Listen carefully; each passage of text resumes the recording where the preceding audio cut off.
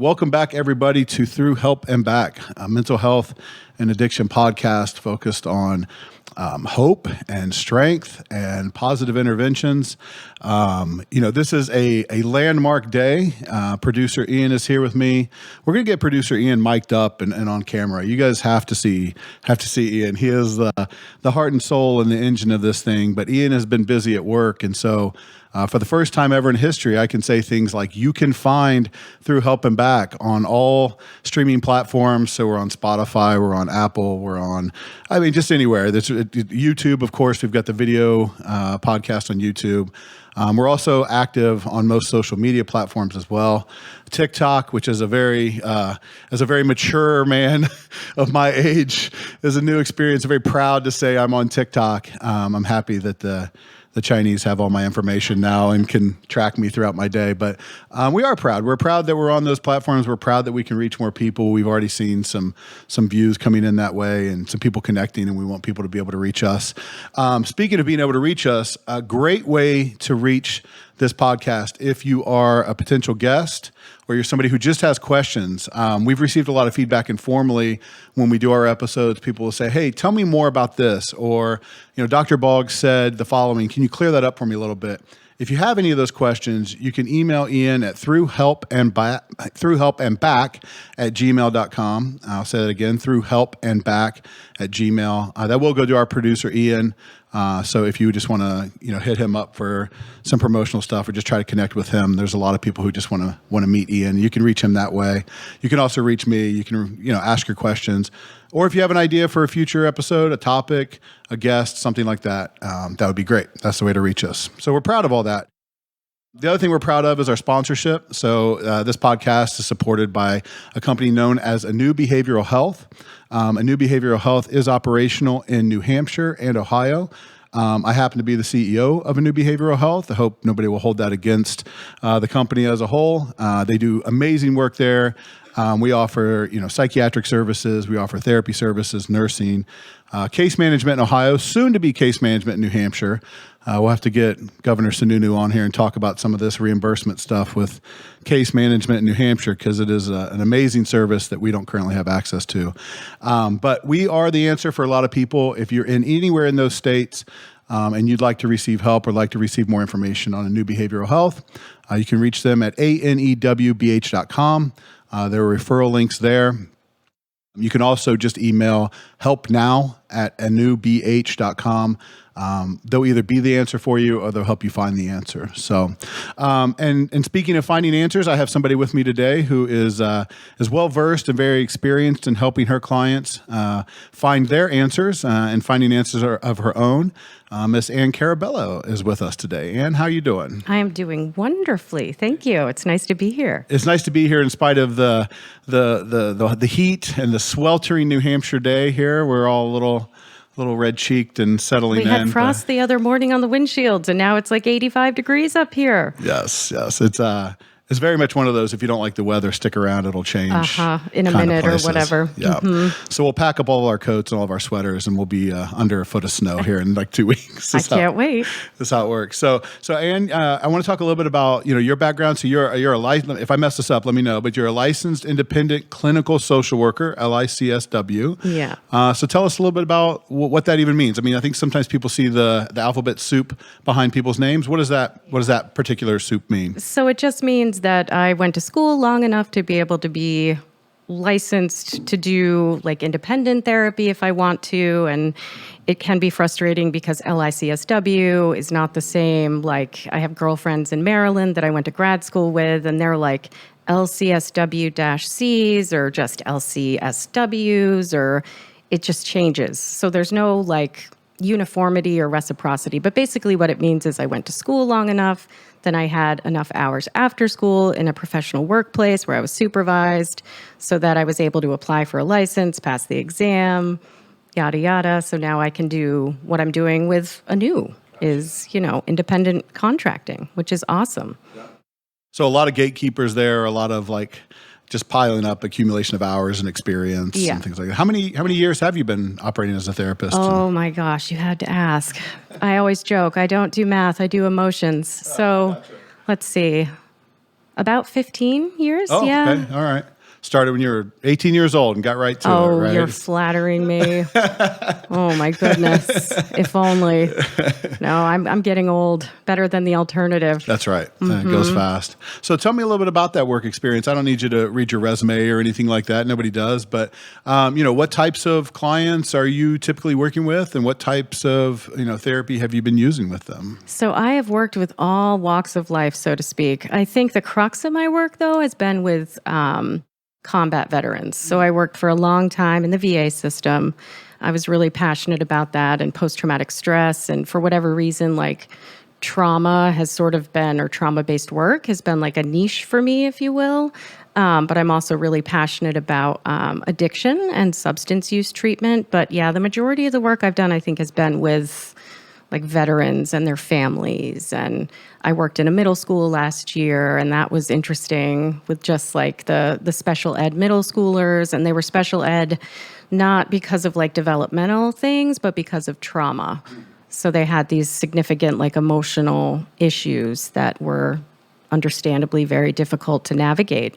I mean, it's hard for adults to navigate and deal with trauma, let alone, kids. But so I've worked with, individuals, families, individual kids, individual adults.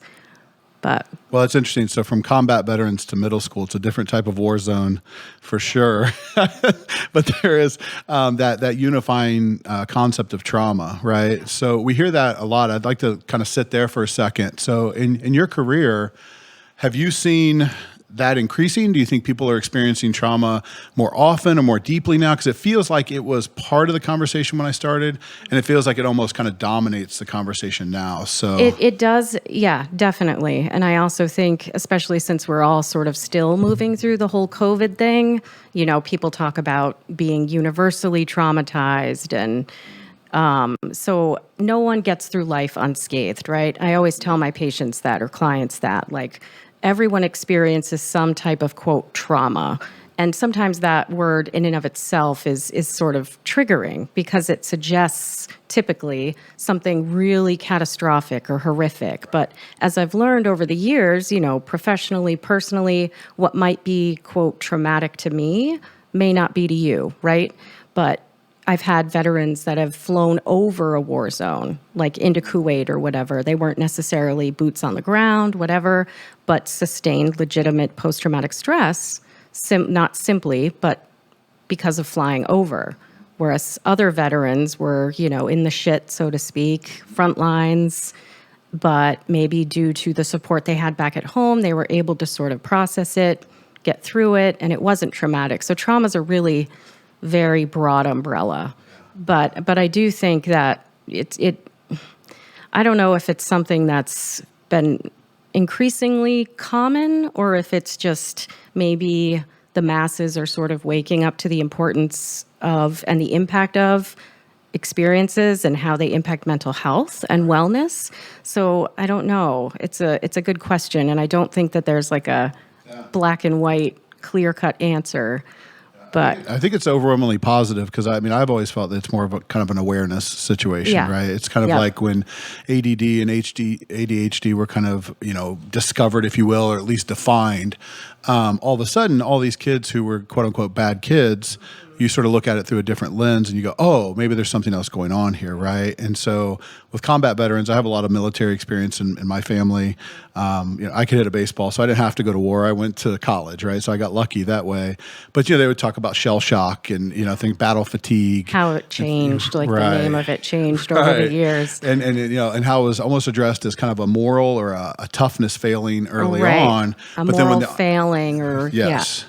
But when the understanding got deeper, then we understand, oh gosh, there's other things. So you touched on that, which I've seen too, where some folks will encounter what I would call a lot of trauma, like, whoa, how do you deal with that? And they're kind of managing it, right? And then I see other folks that I'm sort of like in my head going, okay. And they're wiped, completely devastated. So there's a highly individual component to this.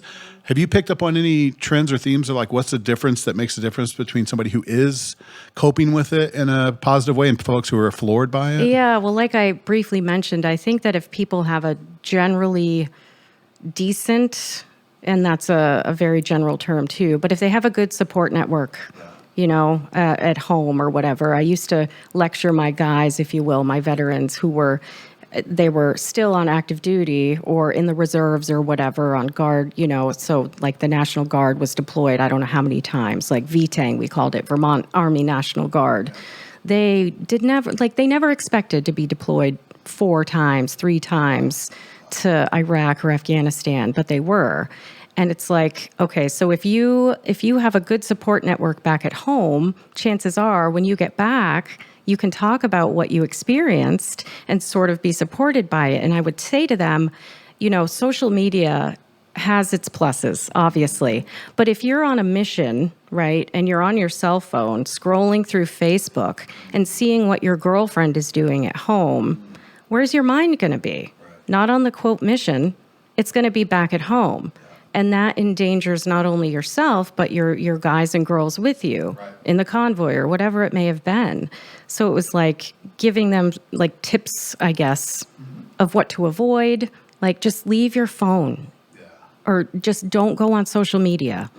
Like keep your phone with you. So it's like all these different things people can do or wouldn't do or to just kind of change the outcome, right? But again, I always come back to the fact that if people have a decent support, something they can trust, which is really difficult, right?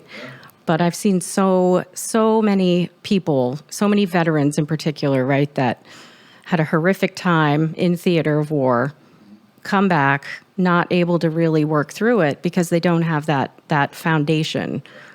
Well, and from a mission standpoint, I use that word intentionally. I think part of our mission at 𝐸, we're setting up programs to work with veterans, and part of it is the insurance game. You have to have the proper, if you've ever gone to the th&b and, or worked with the government, to get on the panels. But as soon as we can, I really think we're invested in some robust programming there because all that they've put on the line to sacrifice for us, I just feel like they deserve the best possible support when they come back home. It's so tough, and so many of them come back and realize like, oh, was I a pawn? So then there's that whole other aspect, regardless of how, solid their foundation was, their support network, having to realize some of them do like, oh, why was I out there doing that? So then we could talk for hours about that. Existential crisis now, right? Yeah, now you're into deeper level stuff. So we'll close up this segment of it but I did want to drop this. So I heard a phrase one time, because you talk about the transition, you said the theater of war, and we think about that in terms of trauma, but there's actually a lot of trauma that occurs after they get back, right? And I heard a phrase that said, to get really good at war, you have to become really bad at peace. Right. And so that transition back into day-to-day life, if you think about, a slamming car door or a firework and what those like abrupt things mean, that's kind of like the classic movie example. But there's even just dealing with the day in, day out monotony of life and life on its own terms. Again, just real quick on this, but I saw a TED Talk and I can't remember the reporter's name, Sebastian Unger, I believe. He wrote a small book called Tribe. And it was all about how he was talking about Israel. And I think it's every single person is required to serve in some capacity or another, at least a few years of like service to their country. So when those veterans return, they return to a tribe who's sort of more aware. But here it's like less than 1%. And even less than that 1% are deployed to a theater of war, if you will. So they come back and they feel even more alienated. Or attacked. Yeah. I mean, we live in New England. It's like the protest capital of the world sometimes, which I love it. We fully support the right. But it's interesting to cruise through downtown sometimes and see people go like, war sucks, never do it. Like, well, I don't think they just wanted to go to war. I think they were trying to serve a mission and protect us, right? So to not only have a lack of support, but maybe even feel attacked for that is difficult. So I hear that with police forces and stuff like that now too. So with you talking about that a little bit, with it being kind of highly personal and dealing with that trauma, I know there's no one size fits all, one intervention, but are there mindsets, are there techniques, or are there kind of schools of thought that you approach trauma with? Like when you're working with somebody, obviously there's a laundry list of types of trauma they could have, but I've got a trauma case here. What are some of your goals and what are some of your approaches as you approach those cases to try to create change and support them? So like you said, it's not one size fits all. Everyone's different. I had a patient just this past week, actually. It was totally just reinforcing of why I do this work. I said that to Keith, the nurse in the office. It was right afterward. I was like, I'm going to go take a walk to unload some of that emotional baggage that I just took on. But it was her first session, and she had like a breakthrough. She was ready to just like dive in. So for some people, if they have like, say they were raped, right? There's one specific like sexual trauma that really gets them. Sometimes I'll do cognitive processing therapy, which is very similar to cognitive behavioral therapy, right? You change your thoughts, you can change how you view things, but cognitive processing therapy involves writing out the trauma. So I told this patient, I said, go home, write out what happened, don't type it, because naturally when you handwrite, it triggers and activates a different part of your brain so that you're more engaged in the memory, right? So I said, go write it. Don't proofread it. Don't try and change it. Next week, bring it in. I want you to read it aloud to me. Excellent. And then we'll go through it, identify what we call stuck points, right? Like, it was my fault my buddy got shot, or something like that, right? So next week, she's going to bring it in. We'll go through it. And so a lot of times I would utilize CPT, cognitive processing therapy. Yeah, I'll join you in that. I had a young lady in the schools that I was working with one time, and they brought her to me because they thought, there was something going on, kind of thing. And she had indicated abuse, various levels, kind of physical, sexual, things like that, at the hands of a family member. And we did the same thing. And it was like very vague and kind of like undefined, like just like, well, I don't think it's that big of a deal, but yeah, there has been, one or two times, I don't know how to feel about it, And I did sort of the same kind of start. And I said, well, we just have to kind of write this all out. And for me, I was looking for kind of the narrative portion where I wanted to see the story she was telling herself about the trauma. Like you talked about those distortions. I was looking for that my fault and so what we actually revealed though was what she had termed like, it's no big deal, sent her home to write. She came back the next week, 3 notebooks full, just right. And so then you get a nice kind of like sense of the scale and the scope of what you're sort of digging into at that time. Well, it's amazing the automatic thoughts that we tell ourselves, like that are more often than not distorted. And I tell patients every day, emotions and feelings can lie. Right. Like they're real because we experience them, but it doesn't mean that they're true. Right. Feelings aren't facts. It's just a fact that you'll feel. Yeah. Right. Not that makes it easier to know that, but still, it can be sort of freeing. Yep. Yeah, I was most blown away by the fact that we got a teenager to do some homework. That too. And that was one of the compliments, honestly, that falls behind. Like, wow, I'm amazed that you were able to follow through, but when it's meaningful to you, So one thing people ask a lot of times too is, and this is also going to be one of those kind of questions. It's like it has a million different answers, but is that a forever thing, or is there even a possibility where somebody who comes in with trauma can be, fixed, or can get to a place where like I don't have to like think about this on a daily basis, right? So we're talking about the start. Is there a finish, or do you usually see that as a process over time? Well, I think people can hope to get to a point where, people talk about, well, you have to let that go, or I always like to say, you just, try to send it down the river. I think what people can hope for is to realize in the moment or more quickly when they're having those like automatic, really harmful, distorted thoughts, like, oh, I can't go into public because X, Y, and Z is going to happen. Like there's going to be a shooter, an active shooter or something. Get to a place where more quickly they can recognize that thought and then acknowledge it, honor it, right? But set it aside and continue on.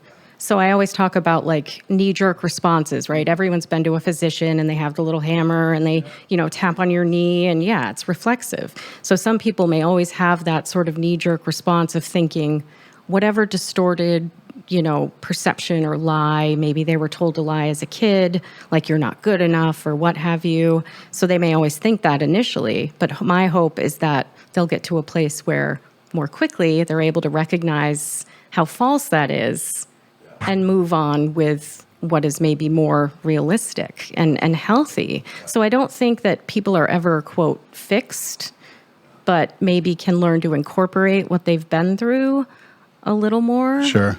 And I wonder if it's the right, and I asked it, but I also wonder if that's ever the right question because, what does it even mean fixed, right? So if you take medications and you see your therapist once a month, but the other 30 days of the month you don't think about it and you live a productive, happy life, do you feel fixed? It doesn't matter. You're in a much better place. And that's kind of where I go with that. It's like, you're going to feel, this is not forever. You're going to feel different. It's going to be better. I don't know if better will be defined by you as fixed, like done, fixed, like you take your car into the shop, but it'll be better, and that's a very achievable goal for sure. So yeah, realistic expectations, right? Mm-hmm. Yeah. And managing those on the front end, right? Because, the medical model of this, we talked in some other episodes about like sciences versus arts, right? And if I go with a broken bone into the hospital, they can pretty much almost tell me to the week when I'm going to be all better. Right, that's a science because every time it's a hard science. A hard science, right? But the soft sciences or what I call the hard arts of therapy, I don't know. I know you will be better. I know your picture will change.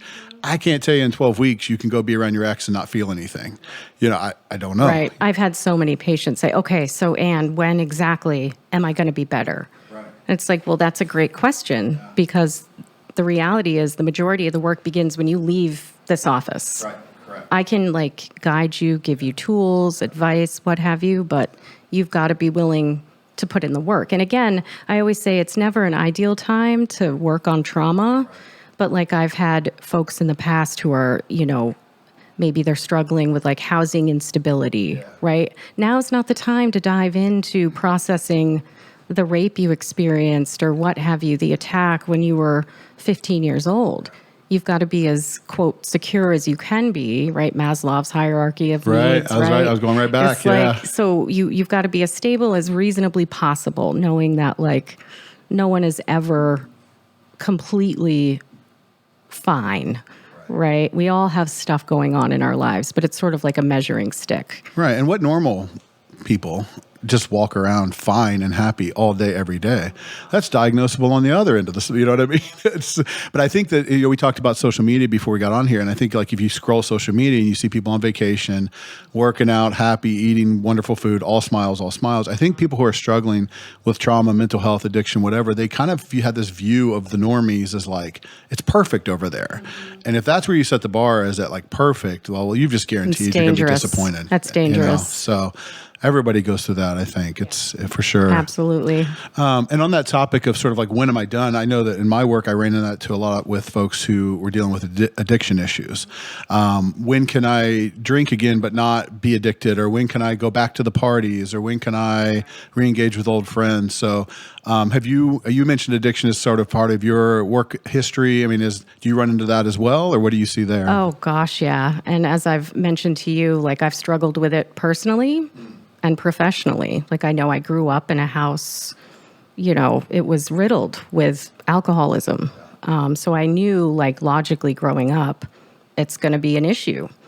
And then after my first C-section, they sent me home, Percocet, and it sat in the cupboard for about 6 months. I got a migraine one day, and my former husband was like, "Oh, Ann, remember you have those Percocets in the bathroom upstairs?" I said, "Oh, yeah." I took one, it didn't do anything. Took two, didn't touch the headache. Took three, it was instantly euphoric. And from then, I've been struggling with it. I mean, I'm not struggling now per se, but I know that it's always... It's part of your story from there on out. Yeah. So it's a big part of why I'm passionate about working at 𝐬𝐬. And I love that we're providing these, MAT services for folks. Because it's I'm still on Suboxone. And it's partially a psychological deterrent for sure. But it also, some people say, well, you're trading one addiction for another. It's well, okay, everyone's entitled to their opinion. Sure. But I know that for me and many other people, it's well, it allows me to function as a mom, as a spouse, as a therapist. And, I don't always share that with clients. It's not typically appropriate, but sometimes it can be sort of I don't know exactly what they're going through.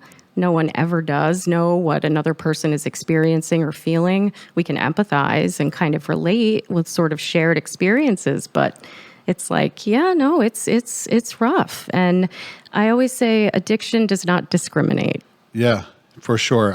My line about that was always, you can never have enough money that you're shielded from addiction, right? Because they think that if I just had more money or more resources, or so. Going back to your story a little bit, when this first happened, like around about how old were you? I mean, were you kind of like in your career when this first took place? I was licensed. I was practicing. I was 26, and I'm now 40, folks. I was going to cover for you. I don't. You didn't. If we're getting real, we'll get real about our age too, I guess. Yeah. So that's interesting, because a lot of times I think from the moral judgment side of people looking at addiction, they think you've probably been doing this your whole life, or you started as a kid, or they love to throw those like nasty terms. Been a junkie forever. Oh, I lost thing. a best friend because of it, and Really? and she was a nurse, and she said, "I can't believe you're a junkie." Oh, wow. It's like, oh my gosh. It's like I always say, like neurologically, right? And I'm not an MD, not a, nurse practitioner, but we can't help if our brains have the predilection for addiction. But where we can change things is if we decide to get help or not. Right. And so let's talk about that, I guess, because it's probably for folks who are facing that issue, that's probably the first thought that would come to their mind is, okay, so if I decide that I do want help, like what did getting help mean for you? What did that actually look like? Yeah, well, I was really fortunate. I had a great nurse practitioner, and it got to the point where I just was in withdrawal from, the narcotics. And I went to his office, and he was lovely. He gave me a hug, and he said, "I'll be right back." And he went down the hall and got Dr. Mason, Peter Mason, I believe was his name. And this was before Suboxone was like a lot more prevalent. This was 2009, maybe. And so Dr. Mason came in, did the whole cows thing, like the whole withdrawal protocol test. He looked at like how much the hairs were raised on my arms and if I was sweating a lot and the last time I had had a pill, blah, blah, blah. Yeah. Gave me a dose of Suboxone. I sat there for like 20 minutes. And then 20 minutes after that, he redid the test. And from there, I left with a script. Yeah. And that was a complete lifesaver. Yeah. But I didn't share it. Clearly I'm here talking about it. Sure. So I'm a lot more comfortable talking about it now. But yeah, such a sense of shame and like failing. But I know logically it's not a character flaw or deficit. But and thankfully, and again, it's part of why I work for 𝐬𝐬, is that we offer these services to help people because they weren't readily available. And don't get me wrong, there needs to be more. Oh, 100%. Yes. As I said, Governor Sununu coming soon. I'll have you back when he's here and we can let him know. We'll tag team it. But no, so you were practicing, you were helping people during this time. So when you talk about that guilt and sense of shame, I feel like that probably had to be part of the story. Like I'm supposed to be the answer for a lot of people. I'm supposed to be perfect. Absolutely. Yeah. I was working with combat vets at that point, and man, they would come home like transitioning from active duty to the VA with the longest lists of narcotics. And some of the doctors would be like, "Oh, we're cutting that in half." Sure. It's like, you wonder why people go to like heroin, or fentanyl wasn't such a thing back then, but it's like, it's so sad. Well, and they talk about detox. And so, and just to clear things up a little bit. So again, we'll probably have to have Dr. Boggs talk about it. But when we say MAT, so medically assisted therapies are drugs like Vivitrol, Suboxone, now Sublocade is a big one that's coming along, that basically serve as blockers, opiate blockers. And they the function mu receptors they attach. Yep. And so the basically it allows people to knock their cravings down, allows to kind of block the effects of some of the medications. Others work in that way. So it reduces that stimulus response, the reward system, and it also cuts down and gets those cravings to a manageable state. Well, exactly. And I knew logically, if I were given like a handful of blueberries or whatever the 40 or 30 milligram straight oxys were, I wouldn't feel that euphoria. I wouldn't be, quote, high, because those mu opiate receptors were blocked. And I have a lovely doctor I'm still working with in Manchester, and he's so on board with, if you want to wean off, we do it slowly. Right. which is smart.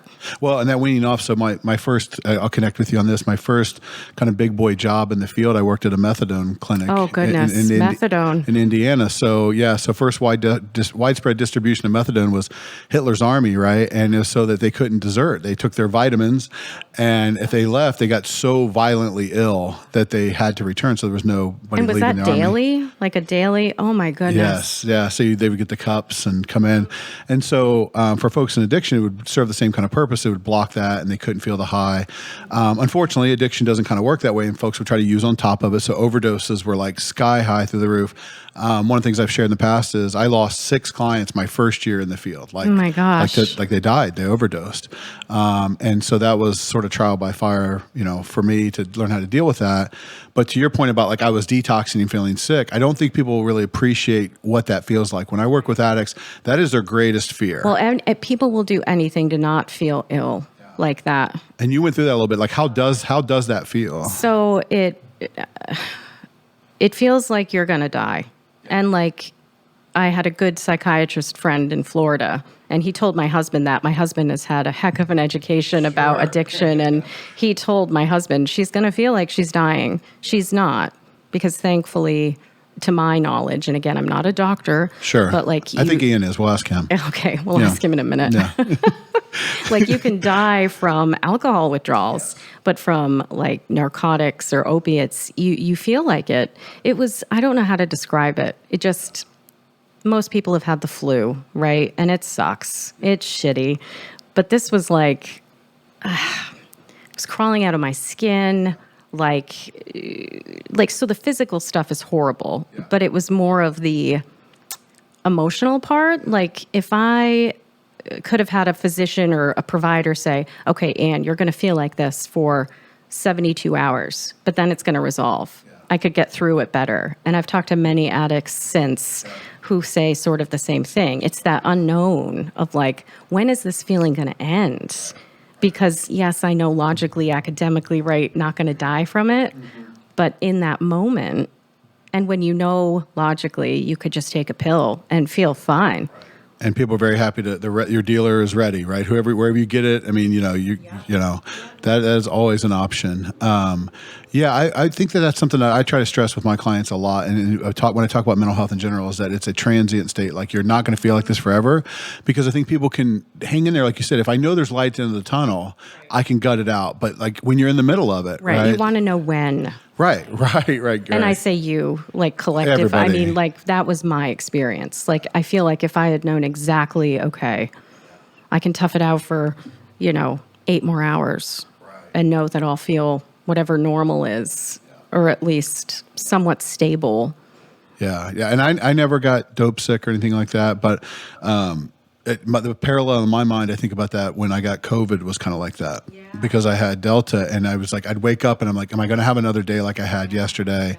And many days in a row, I was like, yep, I am having the same day. And it just kind of hung in, right? Yeah. But then I didn't have the option. Like, I mean, I don't know. It's so funny we talk about the moral judgments of addiction. If I could have gone down and gotten a pill from somebody at the park and not felt that way. And you knew, the symptoms would be resolved. I would have. I absolutely probably would have, But then that opens that door, like you said. It's like I'm treating an injury, and here I am years later just still dealing with that. I mean, it's so extreme. When I worked at the methadone clinic, so they would have like the weekends were a big problem, right? Because you either got your doses to get through the weekend or whatever, and it was very strict. If you didn't show up by like 2:30, you're too bad. 2:31, you might as well not even left the house, right? And there would be folks literally like hurling like bricks at the window, like, I'm going to die. I'm going to get sick. And you have security guards, and they're just like, hey, them rules is the rules, that kind of thing. And so that was my first exposure to just sort of like the panic and the intensity of that. Yeah. So as far as your and thank you, by the way, for sharing that. I mean, that's, you don't tell anybody. I mean, we've got millions and millions of viewers, so you just told the whole world, Well, so I share. I do. Like at my last job, I worked at the local hospital, and I shared it with my boss and her boss. So, psych nurse practitioner and a psychiatrist. And I think over the years, I've gotten more at ease with it. Because again, like that logic and like academically, I know there shouldn't be any shame attached to it, especially since I'm taking active steps to stay healthy and in recovery. Because that's the thing. Like I said, again, you can't help it from a neurological standpoint, the predilection for addiction, but you can choose. I always say, like, okay, so if you're insulin dependent as a diabetic, you can choose to drink that Coca-Cola from McDonald's, but you could also choose not to. And you're choosing the consequences that come with that, right? Once you're informed and educated. Yep. So you talked about that, taking active steps. So what did your recovery process look like? I assume you said, I kind of met this doctor and that got me on the right track, but I doubt it was like cured day one. I bet there were some ups and downs. So what was that process and how did you support yourself to get to this place of stability? So trial and error, right? And I, again, it's 1 minute at a time, with addiction, especially like with alcoholics, you hear in AA 1 day at a time. I always say, oh my God, that's 24 bloody hours. That's a long time. So I say 1 minute at a time. So I tried some group therapy. That's not necessarily my thing, especially since you're in a group of people that, can access what you struggled with. So for me, that was like sort of a no-go. And I remember one member of the group I was in, he overdosed. Yeah. I was just like, I can't, it's not for me. Yeah, so thankfully I have a really supportive spouse. He's wonderful. He's, like I said, learned a ton because he's like not really an addiction bone in his body, so to speak. And I sometimes find myself looking at him like, how is that possible? Yeah. Like, it's fascinating from a clinical perspective that there are people that don't get addicted to stuff. I've had a really good support network. My mom was there, like my husband, finding a good counselor. My psychiatrist that I see once. So thankfully I go once a month, get my script, and it's like 5-10 minute visit at tops because I've been seeing him for so many years. So just really good support. I was really fortunate. Yeah. Back to your original concept too about people coming back from being battle tested, and if you have a good support system. Exactly. So you had that. Yeah, I was very, very fortunate. And financially, right? Like that's always a worry for most people. I never had to worry that much. So if there had been, and there never was a point where I wasn't able to work, thankfully, I never had to go into like any kind of inpatient rehab. I never utilized heroin or anything. But I always, well, not always, but I used to joke with my husband like, oh my God, thank God I have a fear of needles. Sure. And thank God I didn't know then that you could snort heroin. Right. Could have been a totally different story. Yeah, you might have. Yeah. And that delivery mechanism may have opened up yet another door. I'd be dead in a gutter, I'm sure. Yeah. A terrifying thought, though, right? Like how you go left, you're okay. You go right, dead in a gutter. Yep. And sometimes it's like that level of detail, like that close, So I was very fortunate, very fortunate. And so again, that's part of why I do the work I do now and why I'm so glad ANEW offers those MAT services. How do you think, and I did want to talk about that, the fortunate part too, but I'm curious now that we're on the topic, how does having that personal experience inform your work, right? So I worked in addiction for a while. I don't have a history of addiction personally. I have a lot of it in my family. Everybody was, when I grew up, my grandfather owned a business. He had a pool and everybody was drunk all the time. Just everybody's just drunk. And, one of my siblings struggles with it, to this day. We've lost friends along the way. We've lost people to it, either directly or indirectly, right? Like the car accidents, the mistakes, the falls. It may not have been an actual overdose, but under the influence type stuff. And I jokingly say, which is probably not very funny, but that's half of my jokes. So that's I deflect with humor all the time. Right. Like I tried really hard in high school and college to qualify, right, as an addict. I mean, I was out partying. I took great pride. It was like a machismo thing in a way with me and my group of friends. Like, what do you got? We'll do it. You know what I mean? And it never took. I had an injury playing baseball, like your injury, tore a muscle out of my ribs, swinging a bat, didn't feel good. I mean, I was on Oxycontin in 5 minutes. And what's funny is 5 minutes after that, I had other athletes telling me how to, crush it up and don't deal with that time release mechanism, right? So there's a whole school of thought. Went through all that and never went to one meeting, never went to one session, just stopped. So it's crazy about, how people can get lucky. But I am curious about how having that personal experience informs your work, because when I would say I'm not an addict, working with addicts, there was like a wall. Sometimes people are like, well, how the hell are you going to know? But it's, you and I have talked about that before. It's not that simple. Like, people get addicted to all kinds of things. And like I said earlier in the program, everyone has a different flavor. So yes, I've struggled with addiction, but that doesn't mean I know exactly what, Joe Schmo is going through. So the best we can do is empathize. But I feel like maybe part of my experience that has benefited me, and I don't know, maybe it's just human nature in general, but I feel like I can detect like the bullshit maybe a little easier.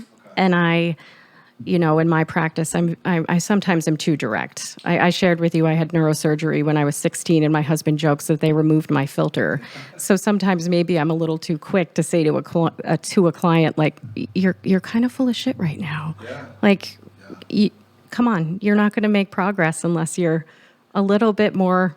See, I love that. I love that so much, though, right? Because like even the courage to say that, like there's no counseling book that says sometimes you should say you're full of shit. Right. But in actual practice, sometimes that is the moment that turns it all around.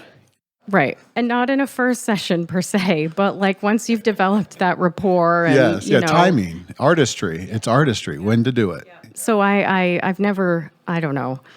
Like I said, I think I'm too direct sometimes, but more often than not, it's helpful. So I guess I'm not as afraid maybe to like confront people on stuff, but I don't think you have to struggle with addiction to be comfortable confronting people. And sometimes, like I said, it's appropriate to share a little bit about my history, but more often than not, I don't feel like I have to do that.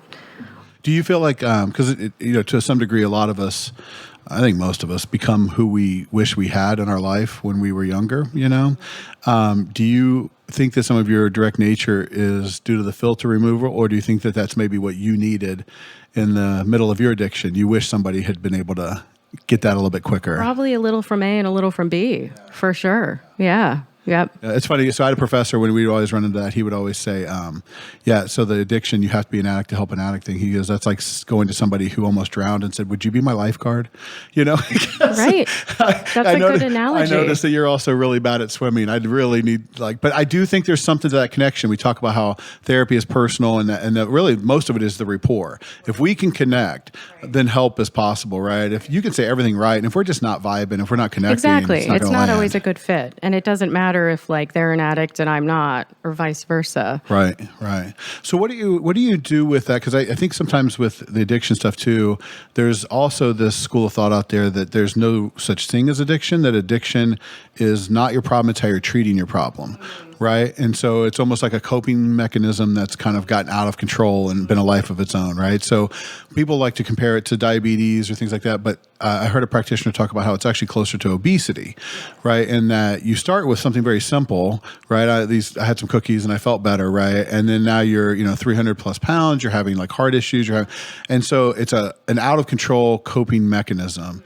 But I'm curious with your story because how it all started and things like that. So do you align with that view, or do you see it a little differently? It's different. And again, we're finding out now, like most people's addictions to opiates anyway, because that's the only one I can really speak to, started with a legal prescription, right? And so the 90s, it was just like no negative effects of these wonderful drugs. And then they non-habit forming. Right, non-habit forming, no harm, long-term harm or what have you. And then in the 2000s, they had to start cutting down on them. So I think it's not quite that simple. It's like, yes, you got to do the work, right? Like you can't help the predilection for addiction, but you can decide to do the work and find healthy coping skills. And that's a shit ton of work, for sure. Absolutely. But that's where I find it like you have to be willing to put that work in. So yeah, maybe part of it is this coping mechanism that's gotten out of control. Absolutely. But as long as you have the, again, appropriate support, which is not that common, unfortunately, but the willingness and the insight to your own demons, I guess. But you have to be willing to be patient with yourself and attempt to learn other ways of coping. You talk about being willing to do the work. A lot of times with addiction, they say like, I'm not going to work harder than you, or you can't help anybody till they want the help, or the first step of solving the problem is admitting that you have a problem. So, what do we do with that, right? Like, do you find ways to foster that acknowledgement, or do you just kind of almost question that and kind of check their readiness? And then, like, how do you address somebody who maybe doesn't have that insight on the front end? So, we get referrals from people that are court ordered. Yeah. So they quote, have to be here. Here or jail. Yeah. Right. So then it's sort of like, I remember my first instructor at an internship in Baltimore, she said, just start where the patient is at and go from there. Don't impart like your will or where you think they should be at. So that always is in the forefront of my mind. So that's typically the hardest part, is figuring out like, where are you at? Because as well as I do, sometimes in a first session, people are telling you what they think you want to hear. And so it's like teasing out like the bullshit from, what are they really thinking? And if they aren't at a space where they can see like, yeah, this has negatively impacted every facet of my life, I know that I can't force that different perspective on them. So it's just sort of like, I don't know, Socratic questioning, or like guiding them to try and figure out like, are you really okay where you're at, and helping them boost their self-confidence. Like, you can be better. You don't have to live this definition of you. Like, so I guess it's not really a clear-cut answer, but... Yeah. No, it's interesting. And everybody approaches it differently, right? Like if all the answers were spelled out, we'd just read that book and do it, right? And so I think we're discovering as we're practicing and learning from those that kind of came before and that kind of stuff. I think sometimes a good double bind is good with that too, where they, especially with involuntary clients, where they go like, it wasn't that big of a deal, it wasn't causing problems, but my PO's a jerk, and so they made me come here. And it's sort of like, well, would you come here without being made to come here? No, I don't need this. It's okay, great. So if nothing else, your addiction's sending you places you don't want to go, right? So we can at least start with that baseline of the fact that you don't want to be here. And then it becomes a nice goal setting thing where like my goal is the same as yours. Like, let's get you out of here, but not till you're ready. Right. So what is ready going to look like? What is he going to say when you're ready? What are you going to be doing when you're ready? And then it's sort of like you're aligning, you're on the same team, right? Because we have a weird business model in that if we do our job well, like we don't really have repeat customers, right? Or at least they come less, 3 times a week becomes 1 time a week, becomes twice a month, becomes once a month maintenance, So that's very interesting. But yeah, the ability for people in general to minimize and I always joke and say it's external locusts of control, picture the little flying bugs, right? Good. But it's like, no, so helping them reframe and... So your external locus, that's great. Your external locusts of control can connect with Dr. Amenn. He does brain research, and he talks about ants, automatic negative thoughts, right? So you're chasing really different kinds of bugs there. He's squashing ants, and you're swishing the locusts out of here. So it's like it's not everybody else's fault. Yeah. Helping people to learn to take accountability. That in and of itself can never happen, right? Or it can in a relatively brief time, or it can take years. Right. If you do the work, is a big thing. A lot of times with addiction too, there's always kind of a family component. It's often called a family disease. Do you feel like there was an impact on your family to your addictive process? Maybe obviously like my nuclear family, like my husband, not so much my kids, I don't think, although I do educate them. I was very upfront with my 14-year-old. He's going to be 15 at the end of this month. Oh my God, I'm old. Well, but he's going to have some choices to make in regards to this coming up very soon. Right. And so what I am always sure to tell them, and I even have these brief sort of more general discussions with the 8-year-old, just say, look, like I know you're going to experiment. I'm not ignorant and delusional thinking that, you're not going to, but just know like both sides, you have that predilection. I don't use that word with the 8-year-old, but the 14-year-old, he knows.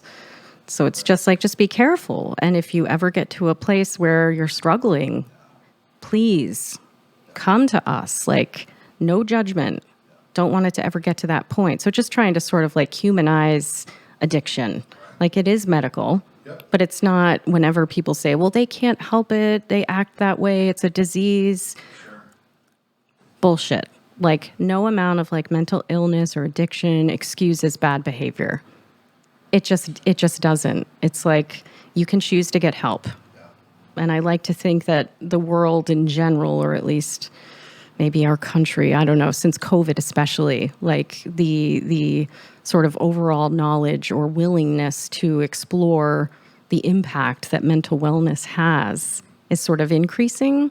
Like that stigma might be decreasing a little bit since the onset of COVID. So I always say maybe that was some sort of like silver lining of COVID. And we got the ability to do telehealth, right, which we had been begging for years and years and years. This will help people and you don't need it. And then COVID hit and you should all be doing it, like overnight. Why don't you offer it? Yeah. Right. Yeah. So that's interesting. So for you, it's getting to that level of personal responsibility and accountability as quick as possible. Yes, you have blank, but you can still choose 1, 2, and 3. And so let's focus our control there on the things you can't control. Yeah, control what you can. Because God knows, or the gods know, there's so much we can't control in life. You mentioned several times with your husband. So were you with, because you said your previous husband, so were you with your husband now when this all developed? No. Okay, so there's a transition there? Yeah, there was a transition. And he, I had been with my now husband when I was in college. And anyway, that's a whole other story. We were together 5 years. We'll do another episode. Yeah. We'll do a college love episode. No one needs that. But anyway, so we had stayed in touch. And so he was aware.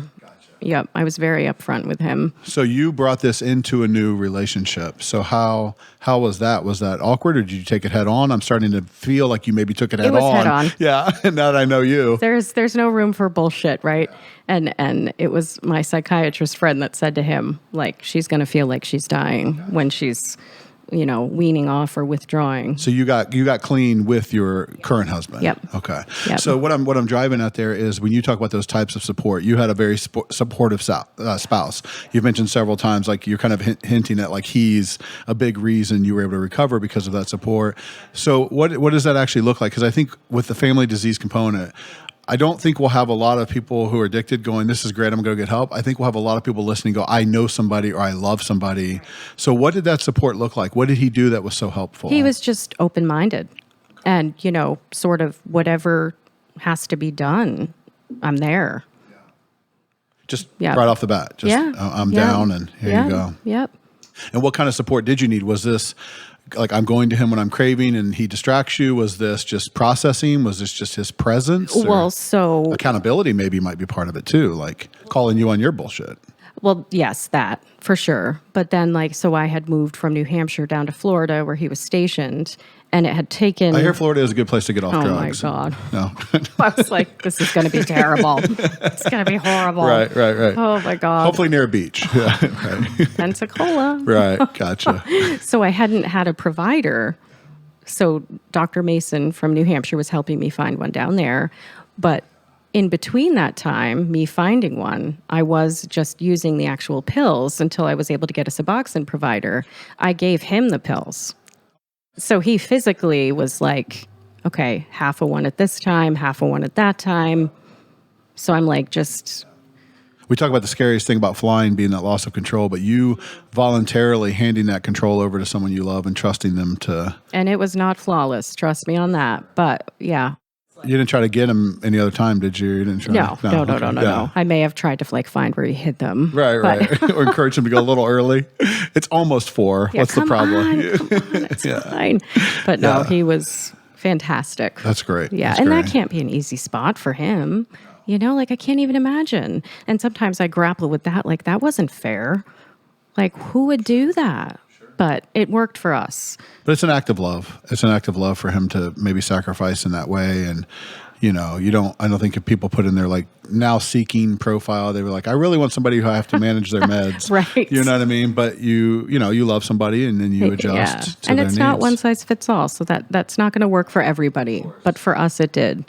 So when you work with people who are, from a personal experience standpoint, people who are addicted, when you engage their families, how do you, if we have a family member listening right now, like what would be your advice to them or how do you guide them into that supportive position? Like what are 2 or 3 things that they should keep in mind or do like right away to get into a supportive mode? Start where they're at.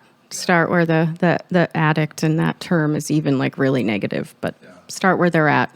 Don't try to like impart what you think is going to be best. Obviously, that needs to be considered, but collaborate. Collaborate, because you know as well as I do, the more pressure we put on other people about how, well, it should be done this way, people are going to sort of react negatively to that. Especially in an addicted state. It's you're forcing this on me. Yeah. Just keep it simple as much as you can. Like, I'm here. We're going to get through this together. Collaborative. I think that's beautiful advice. I also think a big encouragement is to find opportunities to connect that don't have anything to do with the addiction. Right. That's one of the big things about the addiction. It becomes the dragon that like takes over the whole house, and everything's either about your addiction or remembering you're addicted, or just go to the park. Like make a pact that we're not going to mention this. I talk about, for me, one of my personal kind of health things is I take one day a week and I say, like, I'm just not going to work on that day. Sometimes it can be different days, but as long as I know I have that, right, and I stick to that. With our kids, it's like turning electronics off one day a week. I think those type of boundaries, just to say, like, you're my daughter, you're my husband, you're my brother. Like, I don't want our relationship to all be about this. It doesn't have to define you. And we talk about replacement activities too.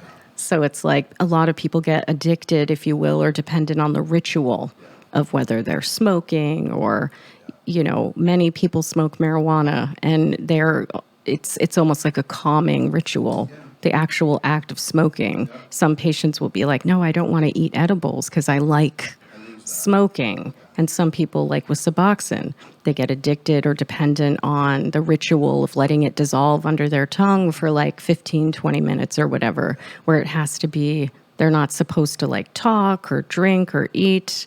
So it's like that 20 minutes of tranquility once or twice or 3 times a day or whatever it is. So it's like helping people define replacement activities. And yes, I love the idea of just, we're not even going to address it right now, because that's not all of who you are or who we are. We're not just the addiction as a family. If all we ever, and take addiction out of it, if all we ever talk about is problems, we're going to have a problematic relationship in any context. Yep. So I always say to patients, like, you have to acknowledge and honor, like, the quote negativity or the difficulties, but you don't have to wallow in it. Like, you can spend just as much of your energy focusing on the perceived positives or the positives as you can on the perceived negatives or actual negatives. So it's don't be a shaken soda can. I joke about shaken soda can syndrome with patients. Like, we've all shaken a soda can before and opened it, and what happens? It explodes. So it's like many people have the ability that's innate or conditioned to just tamp down things that are difficult, like those difficult emotions, or, denial can be an amazing defense until it's not. Right. When all of a sudden, so I always stress the importance of acknowledging what's difficult and hard. I think I like the shaken soda can. I think about timing too, right? Like, when somebody's in an agitated state, it's not the time to chase them down the hall and go, you have violated your home contract. And never tell someone to calm down. They're going to do the opposite. Yeah. No, that's good. All right. So one thing I want to cover before we go, we'll close after this. So when I talk about families, I also think on the other side for addicts, and you probably had this debate with yourself, where the use is in place, but the denial is intact, right? Like, maybe it's not that bad. I'm okay. I can manage this. Or they sort of get to that fence where they're like, I think I might need to do something about this.